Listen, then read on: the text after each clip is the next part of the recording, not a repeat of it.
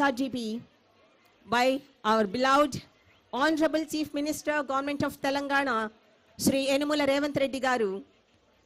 Today, Monday, 6th January 2025, the right time for right leader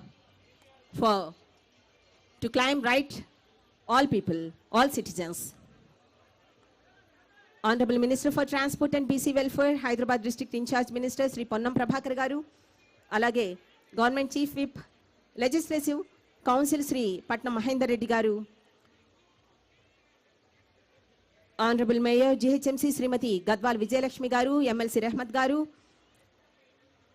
MLA Akbaruddin Owaisi Garu, special invitees ga Honorable MP Rajya Sabha, Sri M. Anil Kumar Yadav Garu, Honorable MP Hyderabad Constituency, Sri Asaduddin Owaisi Garu, Sri Konda Visweswara Reddy Garu, Honorable MP Chevella Niyojakavargam, alage Honorable MLC Sri Mirza Rahmat Beg Garu, Honorable MLC Sri MS Prabhakar Rao Garu, Honorable MLC Sri Sunkari Raju Garu, Honorable MLC Mallesham Yegge Garu, Honorable MLC Bogaprupu Dayanand Garu, Honorable MLC AVN Reddy Garu, Balmore Honorable MLC Venkat Narsingh Rao Garu, Honorable MLC Mahmood Ali Garu, Honorable MLC Amir Ali Khan Garu, Honorable MLA Bahadurpura Sri Muhammad Mubin Garu, Honorable MLC Mirza Riazil Hassan FND Garu, Honorable MLC Srimati S. Vani Garu, Honorable MLC Sri Naveen Kumar Garu, Professor M. Kodandaramaga Reddy Garu, Honorable MLC, Honorable MLA Rajendrapur Sri T. Prakash Gaud Garu, Honorable Deputy Mayor GHMC Moti Srilata Shobhan Reddy Garu, Inka Corporator Raman చేసుకుంటాం. అది మన సనాతన ధర్మం. ఈ కార్యక్రమానికి ఇంత మహత్తర కార్యక్రమానికి తెలంగాణలోనే రెండవ అతిపెద్ద ఫ్లైఓవర్ నిర్మాణంగా రూపుదాల్చబోతున్న ఈ ఫ్లైఓవర్ ప్రారంభోత్సవానికి జ్యోతి ప్రజ్వలన కావించవలసిందిగా మాన్య మహోదయులు తెలంగాణ రాష్ట్ర ముఖ్యమంత్రి వర్యులు the dynamic leader Shri Yanamala Revanth Reddy గారిని, వారితో పాటు ఇతర శాఖల మంత్రుల్ని, అధికారుల్ని కూడా సవినీయంగా వేడుకుంటున్నాము. దీపం జ్యోతి పరబ్రహ్మ దీపం సర్వతమోపహం దీపేన సాధ్యతే సర్వం దీపలక్ష్మీర్ నమోస్తుతే.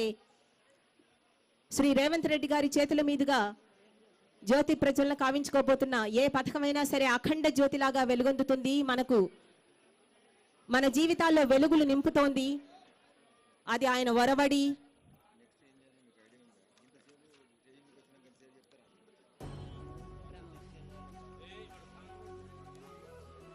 Please stop the song. Please stop the song. వేద మంత్రోచ్చరణల మధ్య అఖండంగా జ్యోతి ప్రజ్వలన కావించుకున్నాం. అతిథులందరికీ కూడా సాదరంగా స్వాగతం పలుకుతున్న మరొకసారి.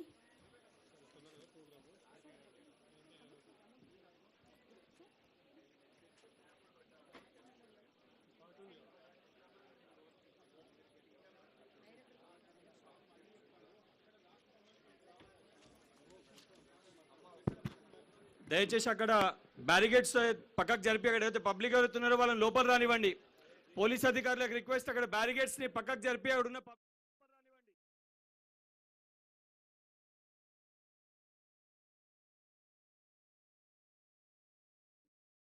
సభాధ్యక్షత వహించవలసిందిగా ఆనరబుల్ మేయర్ జిహెచ్ఎంసి శ్రీమతి గద్వాల్ విజయలక్ష్మి గారిని సవినీయంగా కోరుతున్నాము.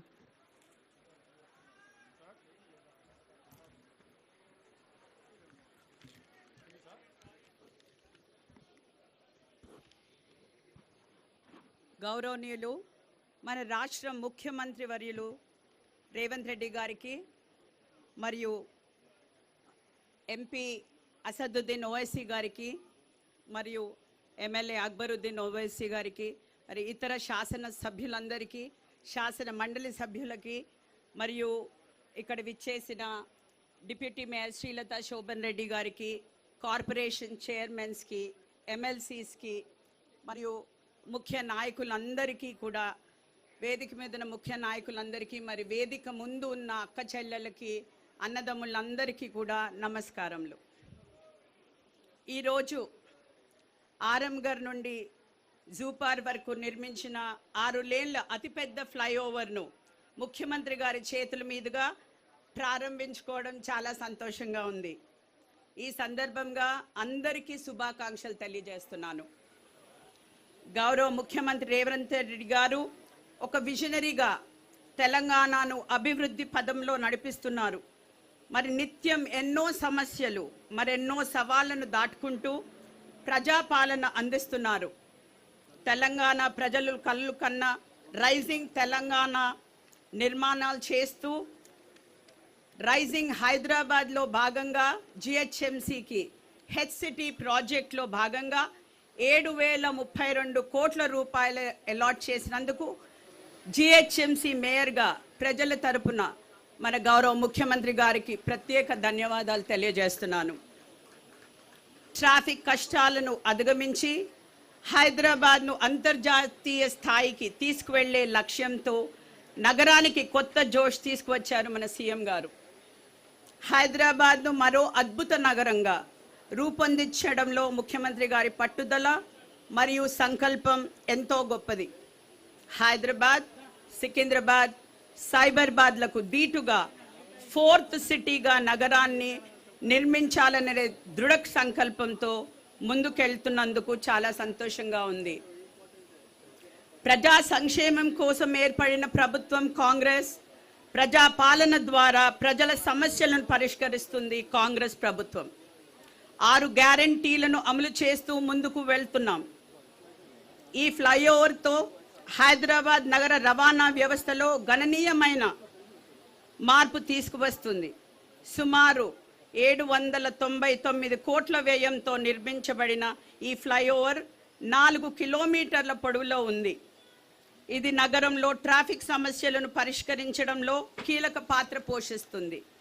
ఈ ఫ్లైఓవర్ ప్రారంభం ద్వారా ఉప్పల్ నుండి ఎల్బీ నగర్, బైరామల్గూడ, చంద్రాయన్ గుట్ట వంటి ప్రాంతాలకు ట్రాఫిక్ అంతరాయం లేకుండా వేగంగా ప్రయాణించే అవకాశం ఉంటుంది.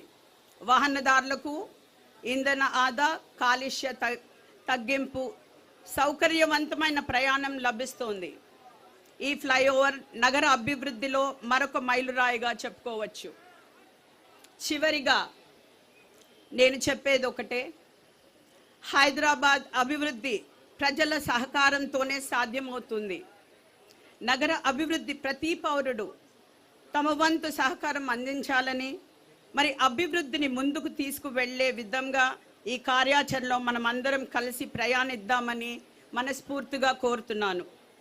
నగరాన్ని అభివృద్ధి పథంలో నడిపిస్తున్న ముఖ్యమంత్రి గారికి మరియు ఉప ముఖ్యమంత్రి గారికి, మంత్రులందరికీ, ఎమ్మెల్యేలు కానివ్వండి, ఎమ్మెల్సీలు కానివ్వండి, ఎంపీలు కానివ్వండి, అందరు ప్రజానిధులందరికీ కూడా సభాముఖంగా ధన్యవాదాలు తెలియజేసుకున్నాను.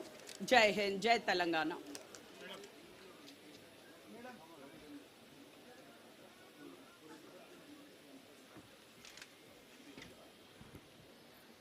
గౌరవనీయులు ఎమ్మెల్యే శ్రీ అక్బరుద్దీన్ ఓవైసీ గారిని ప్రసంగించవలసిందిగా సవినీయంగా వేడుకుంటున్నాము.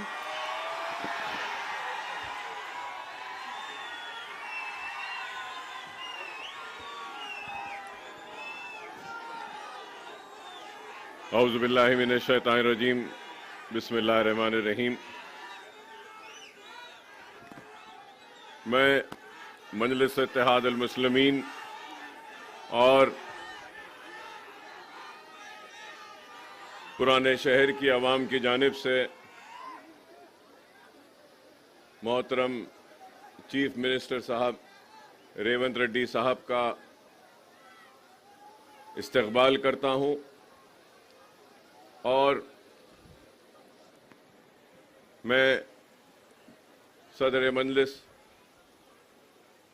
बैरिस्टर असदुद्दीन ओवैसी साहब रुकने पार्लियामेंट व मुबीन साहब रुकने असम्बली को मुबारकबाद पेश करता हूं आज के इस तकरीब के लिए और हमारे शहर की मेयर साहिबा का भी मैं शुक्रिया अदा करता हूं और मुबारकबाद देता हूं और आज की इस तकरीब में शिरकत करने के लिए आए हुए अराकीन असम्बली, अराकीन कौंसिल, अराकीन बल्दिया, सबका मैं पुराने शहर मैं आप तमाम का इस्तकबाल करता हूं और बड़ी ही मसरत की घड़ियां हैं कि आज मैं ये कहूं तो गलत ना होगा कि शहर हैदराबाद का दूसरा सबसे बड़ा फ्लाईओवर आज पुराने शहर के इस हिस्से में जिसका इफ्तिताह होने जा रहा है। न सिर्फ ये बल्कि आज अल्हम्दुलिल्लाह अल्लाह का फजल करम है कि एक और संग बुनियाद रखा गया है जो जोन 2 का सीवरेज लाइन का संग बुनियाद है, जिसकी लागत करीब 301 करोड़ रुपया है। तो इसके लिए भी मैं मोहतरम चीफ मिनिस्टर साहब का शुक्रिया अदा करता हूं कि आपने इसकी मंजूरी दी। लेकिन ये बात मैं ज़रूर कहूंगा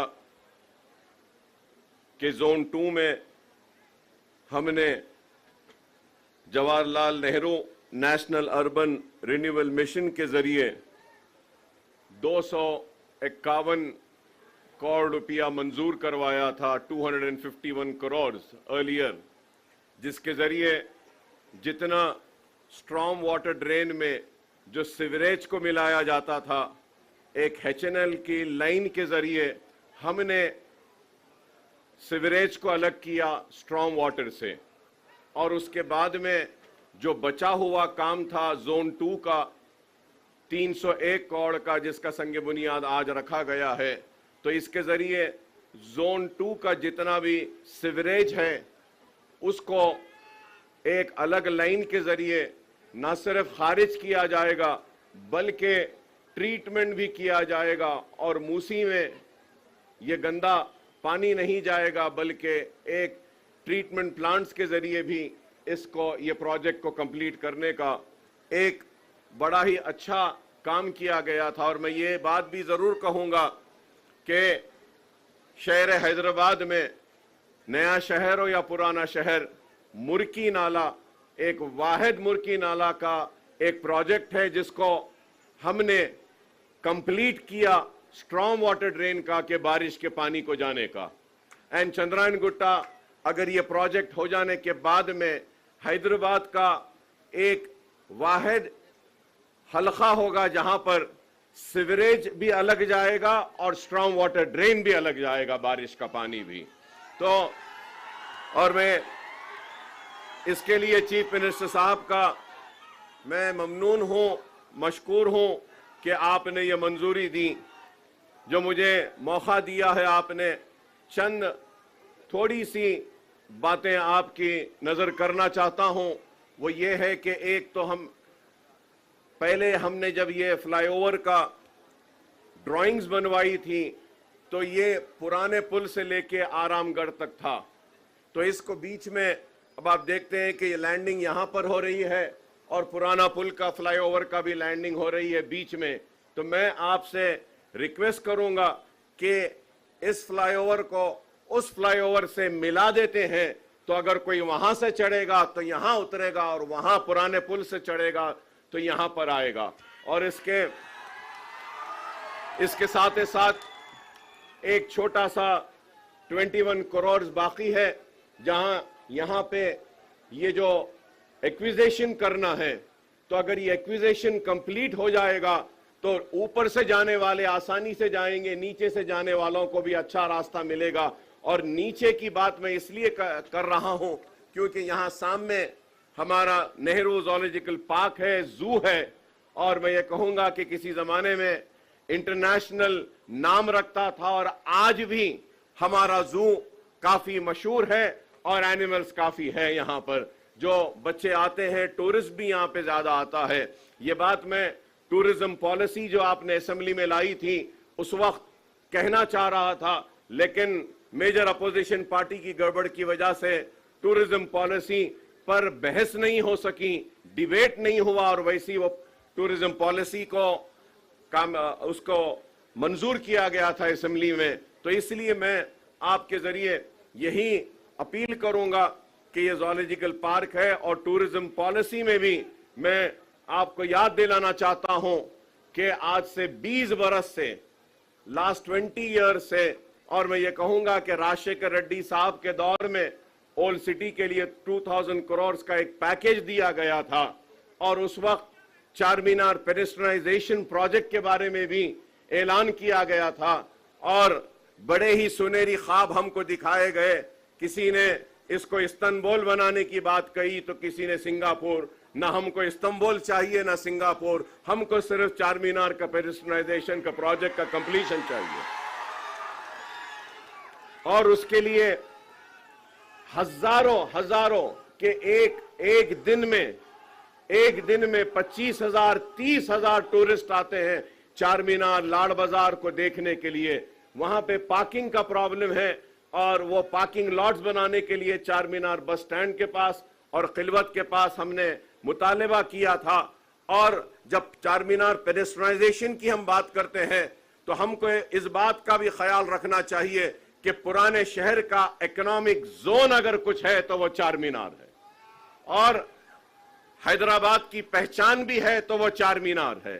तो हमने एक प्रपोजल रखा था कि नए पुल के पास, सालार जंग म्यूजियम के पास, वहां पे ब्रिजेस को डालकर जितने भी हॉकर्स हैं उनको वहां पे रिहैबिलिटेट किया जाए, उनको वहां पे रोजी रोटी के लिए दिया जाए और चार मीनार पेडेस्ट्रियनाइजेशन को कंप्लीट किया जाए। मंडी मिरालम का भी हमने एक प्रोजेक्ट एमपी साहब ने दिया था, वो भी मंजूर हुआ। मुर्गी चौक का भी एक प्रोजेक्ट को दिया था, वो भी हुआ। और ये टूरिज्म के लिए यहाँ पे हमने मीरालम तालाब का भी, इसको भी डेवलप करने के लिए एक प्रपोजल दिया था। तो हम उम्मीद करते हैं कि टूरिज्म पॉलिसी में मैंने आपका स्टेटमेंट असेंबली में पढ़ा था, उसमें आपने कई मनादिर का जिक्र किया है। मैं आपसे अपील करूंगा कि टूरिज्म पॉलिसी में दरगाहों के भी टूरिज्म को शामिल किया जाए, जिससे कि जहांगीर पीरा की दरगाह हो, बड़े पहाड़ की दरगाह हो, दरगाह यूसुफैन हो, बाबा शरफुद्दीन साहब की पहाड़ी हो।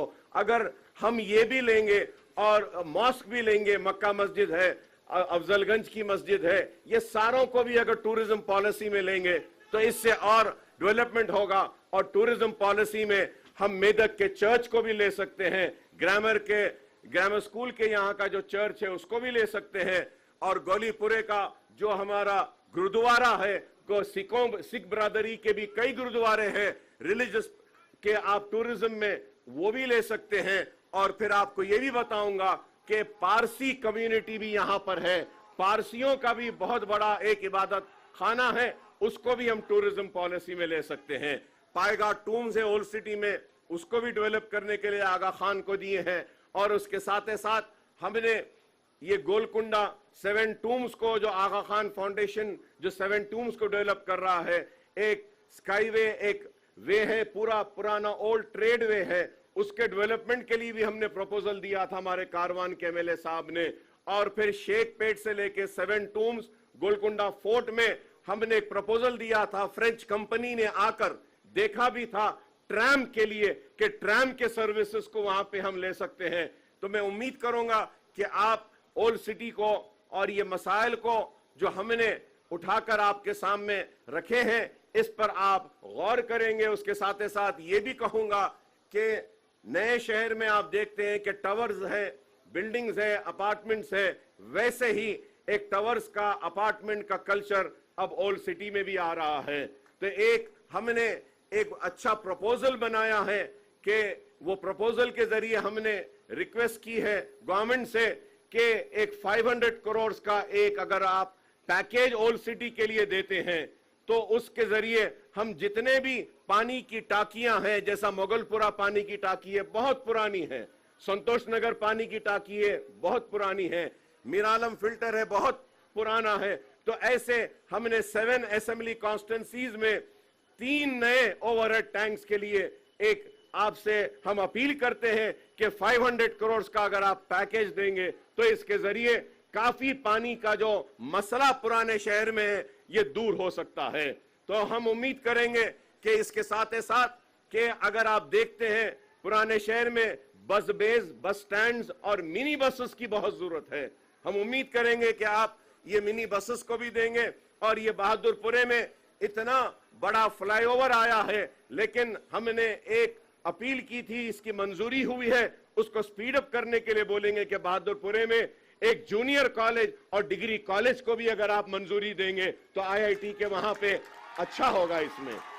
इसके साथ ही साथ मैं चीफ मिनिस्टर साहब का शुक्रिया अदा करूंगा कि इंडस्ट्रियल ट्रेनिंग इंस्टीट्यूट को आप बहादुरपुरे में जो है इसको अपग्रेड कर रहे हैं, इंजीनियरिंग कॉलेज में कन्वर्ट करने के लिए, इसके लिए मैं आपका शुक्रिया अदा करता हूं। हमने एजुकेशन के लिए भी एक प्रपोजल दिया है चंद्रायन गुट्टे में जूनियर एंड डिग्री कॉलेजेस के लिए, और फिर हमने एक प्रपोजल दिया है कारवान में, मलकपेट में। ये सारे प्रपोजल्स याखुतपुरे में भी हमने दिया है कि जूनियर कॉलेजेस और उसके लिए एक में, और फसलानसर में, नामपल्ली में। तो मैं उम्मीद करता हूं कि आप ये एजुकेशन के ऊपर भी देखेंगे और पुराने शहर के चार मीनार पेनिस्ट्राइजेशन के प्रोजेक्ट को आप कंप्लीट करेंगे, और उसके साथ ही साथ मछली कमान है, गुलजार हाउस है, ये पूरे 4 कमाने हैं पुराने, इसको भी आप हेरिटेज में लेकर इसको डेवलप करेंगे। और मैं चीफ मिनिस्टर साहब से और एक अपील करूंगा कि एक बहुत बड़ा पुराने शहर के लोगों का मसला है, तालीम के साथ साथ सेहत का है। हुकूमतों ने उस्मानिया हॉस्पिटल को नजरअंदाज किया और आज उस्मानिया हॉस्पिटल बिल्कुल नई के बराबर हो चुका है। मैं आपसे अपील करूंगा कि आपने इस फ्लाईओवर के इफ्तिताह के लिए वक्त निकाला, जल्द अज जल्द आप थोड़ा सा वक्त निकालिए और उस्मानिया हॉस्पिटल का भी संगे बुनियाद रख देते हैं, ताकि पुराने शहर के लोगों के लिए हॉस्पिटल भी हो जाएगा। काफी तकलीफ है। मैं ये मसाइल आपके सामने रख रहा हूं इस उम्मीद के साथ कि आप न सिर्फ इन मसाइल को आप देखेंगे बल्कि हल भी करेंगे। और जब सेहत तालीम की बात करता हूं तो मैं आपसे यह भी अपील करूंगा कि पुराने शहर में खुली कुतुब शाह स्टेडियम है। आप देख रहे हैं कि वो स्टेडियम सिर्फ पॉलिटिकल एक्टिविटीज के लिए यूज हो रहा है, स्पोर्ट्स के लिए नहीं हो रहा है। तो आपसे मैं अपील करूंगा कि आप ये खुली कुतुब शाह स्टेडियम हो, लाल बहादुर स्टेडियम हो, इन स्टेडियम्स को स्पोर्ट्स के लिए आप डेवलप करें ताकि हम स्पोर्ट्स का फरोग कर सकें। और आपको यह भी याद दिलाऊंगा कि बाबा शरफुद्दीन साहब की पहाड़ी में 50 एकड़ वक्फ एकड़ की लैंड है जिसको राजशेखर रेड्डी साहब ने मजलिस की नुमाइंदगी पर दी थी। वो जमीन को अगर आप उसमें से 20 एकड़ वक्फ बोर्ड अगर देती है तो वहां पे पुराने शहर के लिए एक स्पोर्ट्स एक्टिविटी का, एक फुटबॉल का एक बहुत बड़ा मरकज बना सकते हैं। कि हमको ये भूलना नहीं चाहिए कि पुराने शहर को जो लोग कहते हैं कि यहां काबिलियत नहीं है, मैं याद दिलाना चाहता हूं कि हिंदुस्तान की नुमाइंदगी करने वाले ओलंपियंस और ओलंपिक में गोल्ड लाने वालों की टीम में पुराने शहर के फुटबॉलर्स भी थे। लेकिन आज वो फुटबॉलर्स को रिकग्निशन नहीं मिल रहा है। तो मैं उम्मीद करता हूं कि मैं श्रीधर बाबू साहब का इस्तकबाल करता हूं पुराने शहर के इस सरजमीन पर कि आप भी यहां पे तशरीफ लाए। बहुत बहुत शुक्रिया साहब आपका। और आपको देखकर याद आता है कि आईटी भी आपके जिम्मे उसमें है। मलकपेट में एक आईटी सेंटर का जो मंजूरी जो हुई थी उसके काम को भी तेजी से करने के लिए मैं आपसे अपील करूंगा। और फिर ये भी कहूंगा कि स्किल डेवलपमेंट के लिए एक ट्रेनिंग का सेंटर ओल्ड सिटी में भी आपने असेंबली में कहा था, उसको भी अगर लाएंगे तो पुराने शहर के नौजवान जो डिग्रियां रहने के बाद भी रोजगार से महरूम हैं उनके हाथ में स्किल भी आएगा। तो मैं आपका फिर से इस्तकबाल करता हूं। फ्लाईओवर का इनाग्रेशन का वक्त पे हमारा जो खास मित्र अकबरुद्दीन ओवैसी साहब के साथ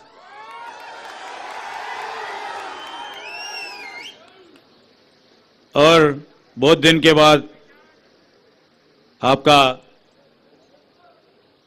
एमआईएम का पार्टी प्रेसिडेंट जनाब असाउद्दीन ओवैसी साहब के साथ और यहाँ का एमएलए साहब मोहम्मद मुबीन साहब के साथ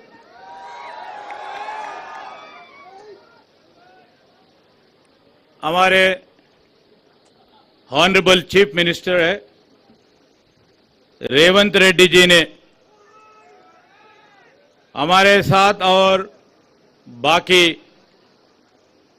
मंच पे बैठे हुए mayor, deputy mayor, honourable MLCs और शहर में हर वक्त पे आपके साथ रहते हुए यहां पर शामिल होने के लिए आपके कॉरपोरेटर्स, आपके काउंसलर्स और तमाम बुजुर्गों के साथ हम आए हुए हैं। एक ही बात बोलता हूं मैं, हमारे असद साहब ने अभी बोले अब निजाम कॉलेज के उर्दू में बात करो बोल के।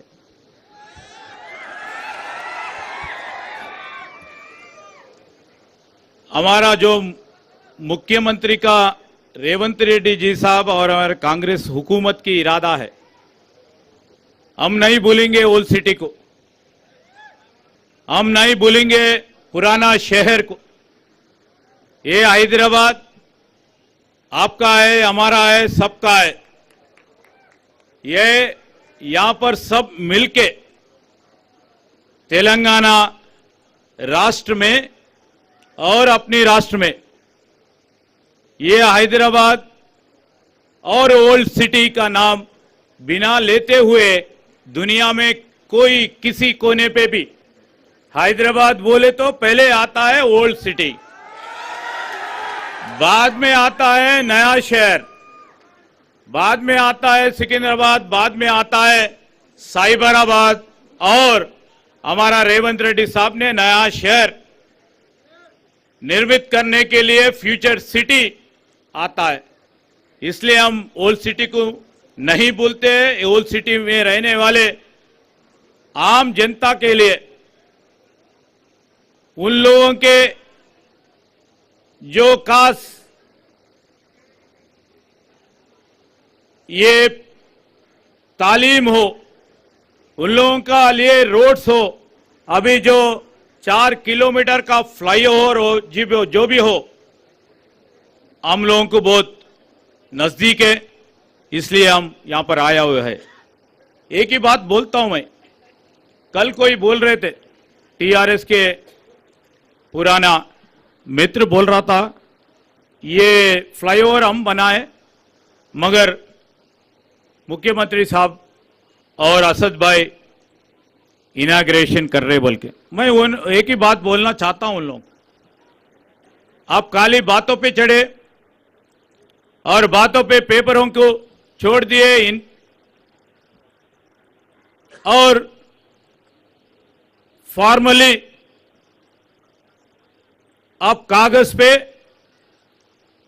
हम फ्लाईओवर बनाते बोल के हमारा असद साहब, अकबर साहब और तमाम एमएलए साहब जब पूछे तो अब तो कागज दिए। हमारा फर्ज बनता है, सरकार किसी का नहीं, सरकार आम जनता का है। हम जब सरकार बने थे हम बोले थे ये 6 लाइन का जो ये फ्लाईओवर है बहुत सालों से पड़ा हुआ है, उसके लिए पैसे रिलीज नहीं करे, उसके लिए सुपरविजन नहीं करे। जब आपके एमपी साहब और हमारे एमएलए और एमएलसी साहब जब पूछे रेवंत रेड्डी साहब को, तुरंत हमारे ऑफिसर्स को बुला के कहां रुका पड़ा है, कहां पैसे देने का है, सब समय से पहले करने के लिए आदेश दिए है। इसलिए अपन ये 6 जनवरी को 4 बजे ये फ्लाईओवर इनॉग्रेशन कर रहे। हमारे कांग्रेस पार्टी का ये हमारा कमिटमेंट है। एक कमिटमेंट के साथ ओल्ड सिटी का डेवलपमेंट भी चलेगा। अकबर भाई ने मुझे पूछा एक स्किल सेंटर के लिए, एक आईटी टावर मलकपेट में पूछे। ये आईटी टावर मलकपेट का जो हिसाब है हम लोग तुरंत मंजूर कर दिए थे, मगर वो वहां पर करने वाले थोड़ा विलंब कर रहा है। उसके पीछे हम करके वो आईटी टावर बनाएंगे। ये पुराना शहर में रहने वाले हम अपना सॉफ्टवेयर इंजीनियर्स को पूरी तरह एम्प्लॉयमेंट देने के लिए कोशिश भी करेंगे। जल्द से जल्द हमारा मुख्यमंत्री जी ने आदेश दिए है ओल्ड सिटी में बड़ी सी बड़ी एक स्किल सेंटर ओपन करने के लिए, वो स्किल सेंटर भी तुरंत ओपन करने के लिए हम स्टेप्स लेते हैं। ये दो चंद बात बोलते हुए हमारे ये शहर के, ये हैदराबाद में है, उस तरफ रंगारेड्डी जिले में, और 40-30% जो फ्लाईओवर का जो 30% रंगारेड्डी में आता है, यहाँ का एमएलए साहब, यहाँ का एमएलसी साहब और आपका लीडर असद भाई के साथ वहाँ का रहे हमारा एमएलए साहब प्रकाश गौड़ भी ये फ्लाईओवर बनाते वक्त हर उन लोगों का कोशिश में उसका भी ये पूरी तरह उन लोगों का भी, ये रंगारेड्डी जिले के हमारे एमएलए को भी पूरी तरह उन लोगों का भी पूरा ताउन लगाया है। मैं ये बात कहते हुए I would like to congratulate really our municipal authorities, especially the team who have worked day and night to complete this tower, and I would like to congratulate our MP साहब असद ओवैसी साहब और MLA साहब और MLC साहब for making it happen. Thank you. వేసే ప్రతి అడుగు మన అభివృద్ధి కోసం, చేసే ప్రతి ఆలోచన ప్రజా సంక్షేమం కోసం అంటూ రైమ్ అంటూ ఈ పదానికి నిలవెత్తు నిదర్శనం మన రాష్ట్ర ముఖ్యమంత్రి వర్యులు, the dynamic and dynamite missile leader Shri Revanth Reddy గారిని ప్రసంగించవలసిందిగా సాదరంగా ఆహ్వానిస్తున్నాము.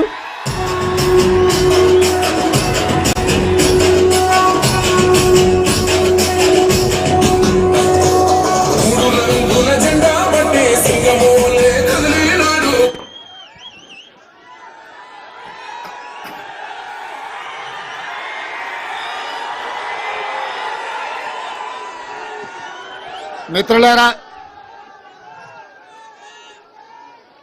ఈరోజు आखिर में उसी में आ जाएंगे शुरुआत तो इधर से करने दो. ఆరాంఘర్ ఫ్లైఓవర్ ప్రారంభోత్సవ కార్యక్రమానికి ఎంఐఎం పార్టీ అధ్యక్షులు, హైదరాబాద్ పార్లమెంట్ సభ్యులు, మీ అభిమాన నాయకుడు అసదుద్దీన్ ఓవైసీ గారు, సహచర మంత్రివర్గ సభ్యులు దుద్దిల్ల శ్రీధర్ బాబు గారు, శాసనసభలో ఎంఐఎం పక్ష నాయకులు నా చిన్నప్పటి మిత్రుడు అక్బరుద్దీన్ ఓవైసీ గారు, హైదరాబాద్ నగర మేయర్ గద్వాల విజయలక్ష్మి గారు, అదేవిధంగా డిప్యూటీ మేయర్ గారు, శాసన మండలి సభ్యులు, శాసనసభ్యులు, హైదరాబాద్ నగర కార్పొరేటర్లు, కార్పొరేషన్ చైర్మన్లు, ముఖ్యంగా హైదరాబాద్ పార్లమెంట్ ప్రాంతం సంబంధించిన వేలాది మంది యువకులు ఈరోజు ఈ ఫ్లైఓవర్ ప్రారంభోత్సవ కార్యక్రమంలో పాల్గొని ప్రభుత్వం చేస్తున్న అభివృద్ధికి అండగా నిలబడ్డందుకు మీకు అందరికీ మనస్ఫూర్తిగా ధన్యవాదాలు. మిత్రులారా, 2005 నుంచి 2009 లోపల ఆనాడు డాక్టర్ వైఎస్ రాజశేఖర రెడ్డి గారు ముఖ్యమంత్రి ఉన్నప్పుడు 11.5 కిలోమీటర్ల మొత్తం ఉమ్మడి రాష్ట్రంలోని అతిపెద్ద ఫ్లైఓవర్ పివి నరసింహారావు గారి ఫ్లైఓవర్ ఆనాడు మనం నిర్మించుకోవడం జరిగింది. మళ్ళీ ఈరోజు కాంగ్రెస్ పార్టీ అధికారంలోకి వచ్చిన తర్వాతనే 4 కిలోమీటర్లు పైగా రెండవ అతి పొడవైన ఫ్లైఓవర్ ఈరోజు జూ పార్క్ దగ్గర ఆరాంఘర్ ఫ్లైఓవర్ని మనం నిర్మించుకొని మనకు మనమే పోటీ అని ఈరోజు నిరూపించుకోవడం జరిగింది. ఇవాళ హైదరాబాదు నగర అభివృద్ధి మన తెలంగాణ అభివృద్ధి. ఈ హైదరాబాదు నగర అభివృద్ధి కోసం మన ప్రభుత్వం వచ్చినప్పటి నుండి ప్రణాళికలు చేసి, ప్రణాళికలలో భాగంగా రోడ్ల విస్తరణ, మెట్రో రైల్ నిర్మాణం, తాగునీటి సమస్యల పరిష్కారం, అదేవిధంగా శాంతి భద్రతల పరిరక్షణ, నిరుద్యోగ యువకులకు ఉద్యోగ ఉపాధి అవకాశాల కార్యక్రమాలన్నిటిని కూడా తీసుకొని ఒకటొకటిగా పరిష్కరించుకుంటూ ప్రజాప్రతినిధుల చేత చర్చ చేస్తూ ఈ సమస్యలను అన్నిటిని కూడా పరిష్కరించుకున్నాం. ఈరోజు ఈ ఫ్లైఓవర్ ప్రారంభోత్సవమే కాదు, చాంద్రాయణగుట్ట నియోజకవర్గానికి సంబంధించి సివరేజ్ ప్లాంట్స్ కోసం కూడా వందలాది కోట్ల రూపాయల నిధులు అక్బరుద్దీన్ ఓవైసీ గారు అడిగితే వాటి ప్రారంభోత్సవ కార్యక్రమాలను కూడా ఈరోజు మనము మొదలు పెట్టుకున్నాం. ఈరోజు చాలామంది నగర అభివృద్ధి గురించి ఎదురు చూస్తున్నారు. ఈ నగర అభివృద్ధిలో మెట్రో విస్తరించాల్సిన అవసరం ఉన్నది, గోదావరి జలాలను తీసుకురావాల్సిన అవసరం ఉన్నది, మూసీ నదిని పునరుజ్జీవింపజేయాల్సిన అవసరం ఉన్నది. ఆనాడు నిజాం సర్కార్ 1908లో వరదలు వచ్చినప్పుడు హైదరాబాదు నగరంలో వేలాది మంది చనిపోయినప్పుడు ఆ రోజు మోక్షగుండం విశ్వేశ్వరయ్యను ఒక ఆర్కిటెక్ట్గా ఇంజనీర్గా నియమించి ఉస్మాన్ సాగర్, హిమాయత్ సాగర్ను నిర్మించడమే కాకుండా వకారాబాద్ నుంచి వచ్చే మూసా, ఈసా నదుల యొక్క వరదల్ని నియంత్రించి హైదరాబాద్ నగరానికి తాగునీటి సమస్యను పరిష్కరించడమే కాకుండా ఈ హైదరాబాద్ సిటీని లేక్ సిటీగా, లేక్స్ అండ్ రాక్ సిటీగా ప్రపంచంలోనే ఒక గొప్ప పేరు నిజాం సర్కార్ ఆనాడు హైదరాబాద్ నగరానికి తీసుకొచ్చిండు. ఇవాళ ఆనాడు నిజాం చేసిన అభివృద్ధిని పరిరక్షించుకుంటే ప్రపంచ చిత్రపటంలో హైదరాబాదు నగరంతో పోటీ పడే నగరమే లేదు. కానీ కాలక్రమేణా కబ్జాదారులు లేదా ఆక్రమించుకోవడం వల్ల హైదరాబాదు నగరం యొక్క సుందరీకరణ దెబ్బతింటున్నది. ఈరోజు హైదరాబాదు నగరంలో చిన్న వర్షం వచ్చినా వరదలు వస్తున్నాయి, ట్రాఫిక్ జామ్లు అవుతున్నాయి. వీటన్నిటిని కూడా పరిష్కరించుకోవాలన్న ఆలోచనతోనే ఈరోజు మన ప్రభుత్వం ముందుకు వెళ్తుంది.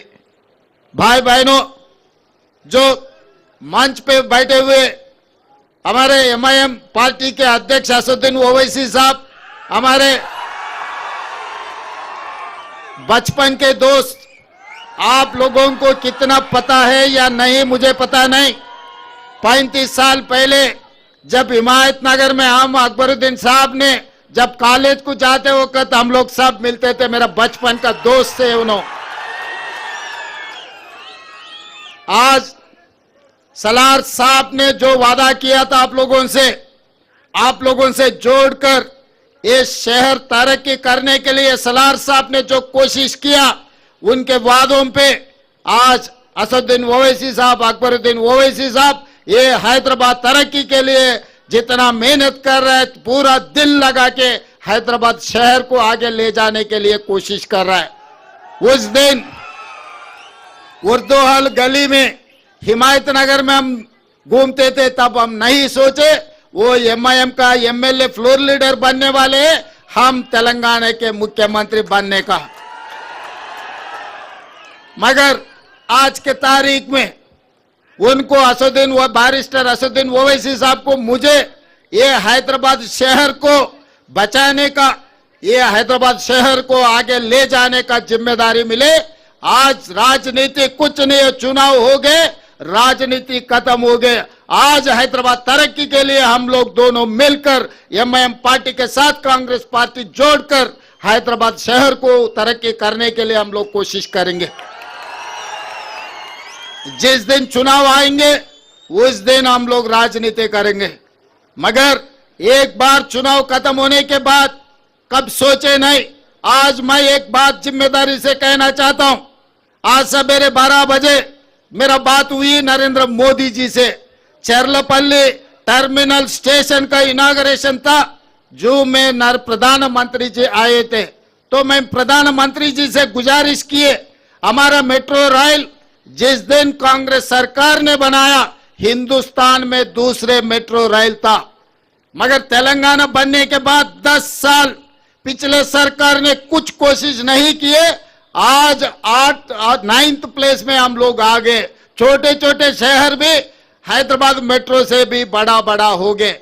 मैं वो बात याद दिलाया मोदी जी को, मोदी जी आप प्रधानमंत्री बनकर 11 साल हो गए, मगर हमारे हैदराबाद में 1 किलोमीटर का भी मेट्रो रेल नहीं बनाया, जो खासकर गौलीगुड़ा, फलकनामा, चंद्रायन गुट्टा तक 7.5 किलोमीटर जो मेट्रो का था, एक कदम भी, एक ईंट भी नहीं लगाया।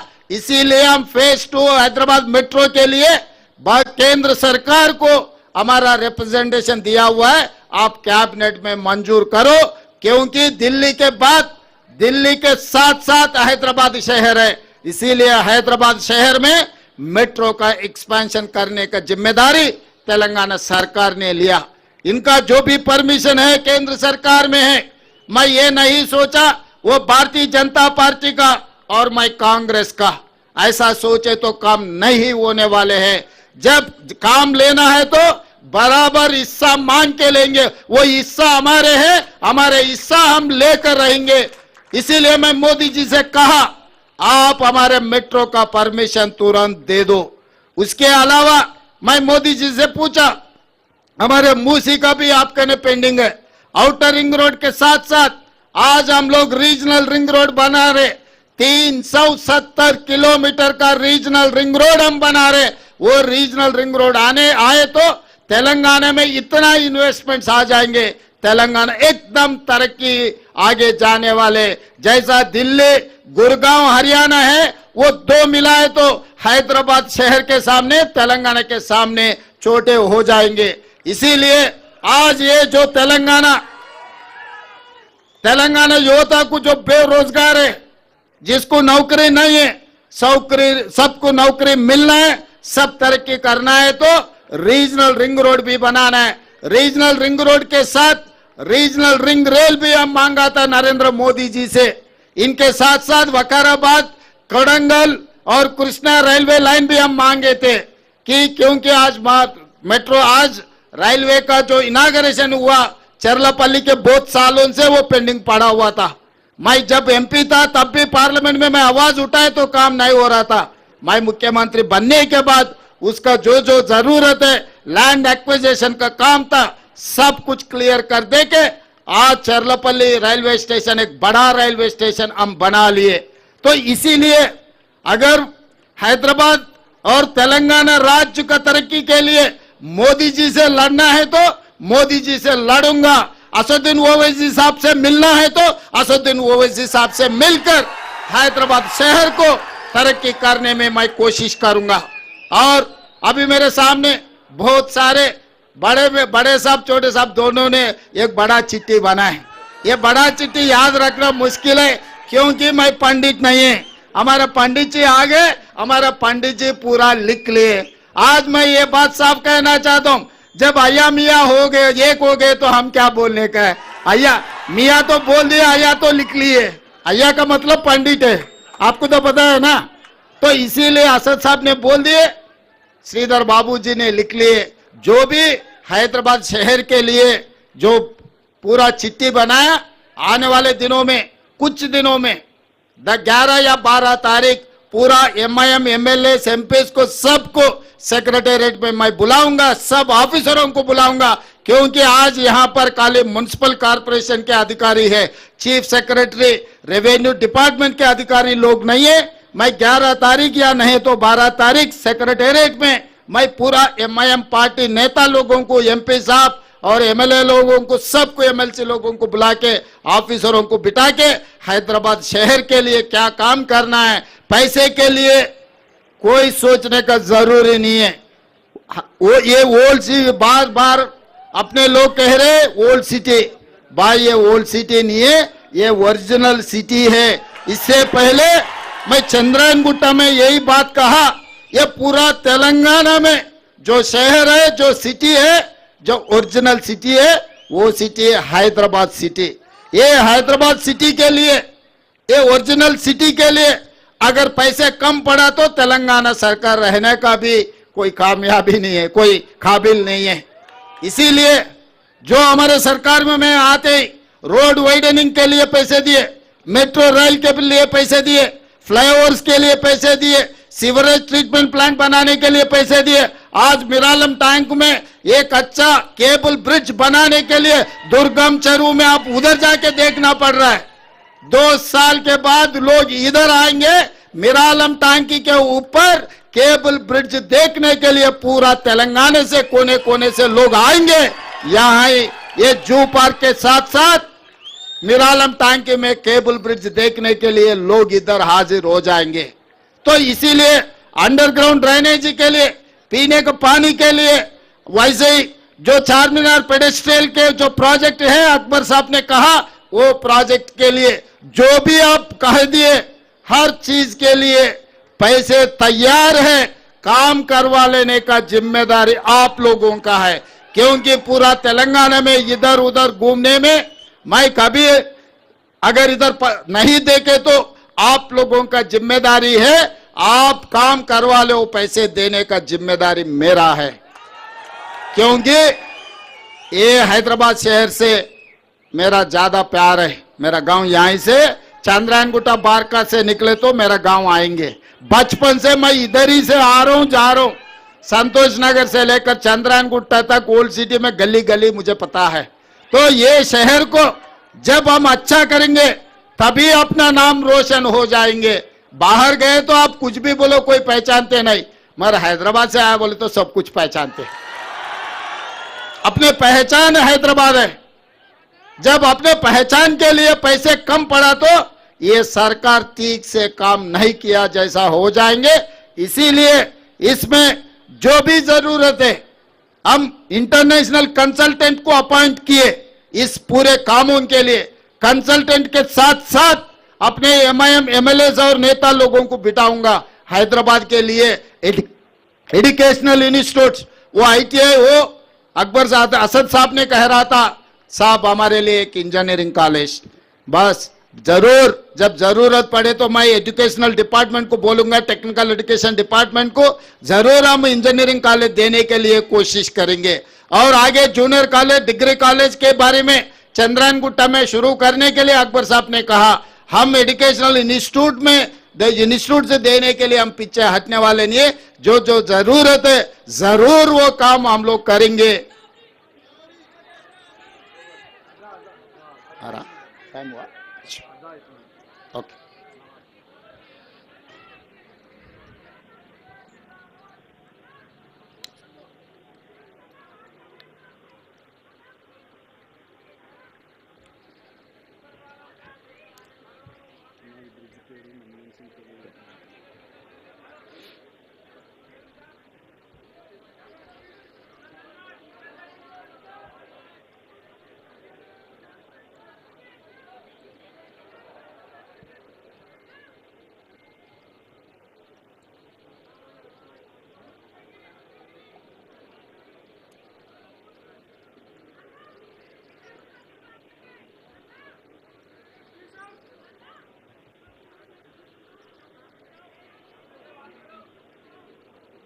बात कर सकते। हाँ, और उस्मानिया दवाखाना, निजाम सरकार ने अपने लिए उस्मानिया दवाखाना बना के दिए। आज उस्मानिया दवाखाना के वहाँ पर हाल देखे तो कोई भी परेशान हो जाएंगे। इसीलिए असदुद्दीन ओवैसी साहब ने जो कहा, आने वाले एक हफ्ता में जो गोशामहल स्टेडियम में जो है उस्मानिया अस्पताल का हम लोग फाउंडेशन स्टोन डालेंगे, तुरंत उस्मानिया हॉस्पिटल बनाने का जिम्मेदारी भी तेलंगाना सरकार ने उठाएंगे। और जो भी जितने भी बोले हम अधिकारियों को भी बोल दिए लिखने के लिए। और आगे 11 तारीख या 12 तारीख में सेक्रेटेरिएट में बुला के साहब लोग ने जो जो कहा हैदराबाद शहर के लिए सब कुछ मंजूर करवा देंगे। और आखिरी में एक ही बात, जो फ्लाईओवर है एयरपोर्ट को जाने के लिए, वो फ्लाईओवर का नाम पीवी नरसिंह राव का फ्लाईओवर है। ये भी फ्लाईओवर सीधा एयरपोर्ट को जा रहे। परसों जो शहीद हुए जो डॉक्टर मनमोहन सिंह जी का नाम ये फ्लाईओवर के लिए हम रख देंगे, क्योंकि जब पीवी नरसिंह राव जी प्रधानमंत्री थे, डॉक्टर मनमोहन सिंह ने फाइनेंस मिनिस्टर थे। देश के लिए 10 साल प्रधानमंत्री, इतना काम किए मनमोहन सिंह जी, उनका नाम याद रखना अपनी जिम्मेदारी है। अपना राज्य जो बनाए, तेलंगाना राज्य ने जो बनाए, वो डॉक्टर मनमोहन सिंह जी ने। इसीलिए अपना ओरिजिनल सिटी में मनमोहन सिंह जी का याददाश्त रहना, इसीलिए ये फ्लाईओवर को मैं असदुद्दीन ओवैसी साहब और श्रीधर बाबू जी से गुजारिश करता हूं, ये आप लोग मान लेना, ये इधर ये जो फ्लाईओवर को डॉक्टर मनमोहन सिंह जी का नाम रखेंगे, क्योंकि वो देश का नाम पूरा दुनिया में आगे लेकर गए, उनके नाम याद रखना। क्योंकि मैं फाइनेंशियल डिस्ट्रिक्ट में उनका स्टैच्यू लगा रहा हूं, फिर बाद में बोलेंगे असद साहब ने साहब नया शहर में उनका पुतली लगाया, ओल्ड सिटी में कुछ दिया ही नहीं, इसीलिए ओल्ड सिटी में उनका नाम दे रहा हूं। ये यहाँ जो फ्लाईओवर है मनमोहन सिंह जी का नाम रखेंगे। हमारे म्युनिसिपल ऑफिसरों को भी मैं आदेश दे रहा हूं ये मंच से, ये फ्लाईओवर का नाम डॉक्टर मनमोहन सिंह जी फ्लाईओवर, इसका नाम तय कर दो। और आगे जो करना है, मैं और एक बार कहना चाहता हूं, मैं किसी से मिला, किसी से अगर बात किए तो तेलंगाना राज्य तरक्की के लिए मैं मिलूंगा। तेलंगाना राज्य तरक्की के लिए मैं सबसे मिलकर आगे जाऊंगा। जब जरूरत पड़े, जो लड़ना है तो कोई भी हो सामने वाले तेलंगाना के लिए मैं लड़ूंगा, तो इसमें कोई कॉम्प्रोमाइज नहीं है। आज जो डेवलपमेंट में हमारे साथ एमआईएम पार्टी हमारे साथ में है, ये डेवलपमेंट के लिए हम लोग दोनों मिलकर भाई जैसा मिलकर हम लोग डेवलपमेंट कर देंगे। हैदराबाद शहर को इतने दिनों से जो नुकसान पहुंचा है, वो नुकसान को अभी भर्ती करने का, वो रिपेयर करने का और आगे ले जाने का जिम्मेदारी मैं लूंगा। जो भी आपके तरफ से गुजारिश है, आपके तरफ से दरखास्त है, सब दरखास्त को मैं मंजूर करता हूं। मेरा जिम्मेदारी है ये हैदराबाद, क्योंकि मेट्रो रेल पहले बाहर से बाहर जा रहा था, गच्चीबौली से लेकर आउटर रिंग रोड से लेकर उधर से उधर जा रहे थे। तो आज हम लोग ओल्ड सिटी से, ओरिजिनल सिटी से मेट्रो रेल डाल रहे हैं।